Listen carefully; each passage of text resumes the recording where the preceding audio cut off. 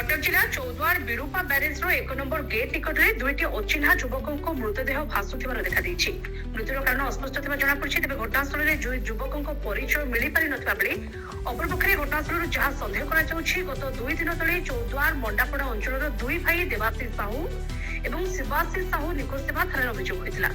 एक मोटरसाइकेल विरूपा ब्यारेज निकट में ठाब कर मोटरसाइकेल को चौद्वार पुलिस जबत करता बेले आज सकाल दुई भाई मृतदेह विरूपा ब्यारेज निकट में भासुवा सन्देह कर घटनास्थल में चौद्वार पुलिस और अग्निशम बाहिनी पहुंची मृतदेह को पानी भितर पदा को आनी कटक बड़ मेडिकल को शव व्यवच्छेद निमंते पठाई अधिक तदंत कर जଣାपड़ी।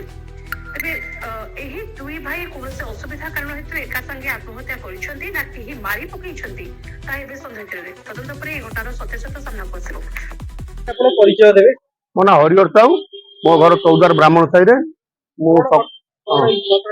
मु सकाल मॉर्निंग वाक जाए एपट लाइन रे लेफ्ट रे जाए आसला सेपट लेफ्ट रे आसे मो आखि के पड़गला गोटे डेड बॉडी पर देखा होगा घर गली आसला बेले देख न्यूज देखिली न्यूज रे एटा देला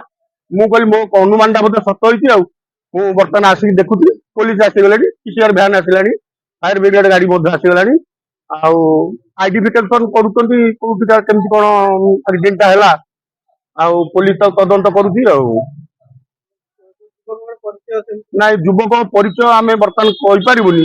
तथापि अनुमान लोक कहते जे मंडापड़ा अंचल से लोक देते दी भाई एबे बेली लोकंकर अनुमानिक कथा जना पड़ुछन। भरत चंद्र साहू चौदार आज सकाଳେ आम खबर पाइलु बिरबा नदी जो प्रथम पार्ट रे प्रथम पहला नंबर रे दुई जन लोक भासुवा अवस्था खबर पाइलु आसी देखी बर्तमान सुधा दुई दिन तले से मिसिंग होती मंदापड़ा घर बक्सी बजार भी घर दुई जन दुई भाई आउ मिस होते थाना एफआईआर थिला आज से बिरबा नदी कूल देखिलु से परिवार संपर्क भितर जहाँ जो मंडापड़ा बासिंदा 14 नंबर वार्ड जहाँ कहते बक्सी बजार भी घर संपर्क अच्छा ये प्राय कहीं न था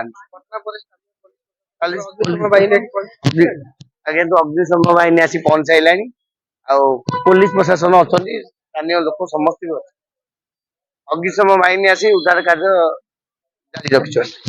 कटक चौधरी रिपोर्ट।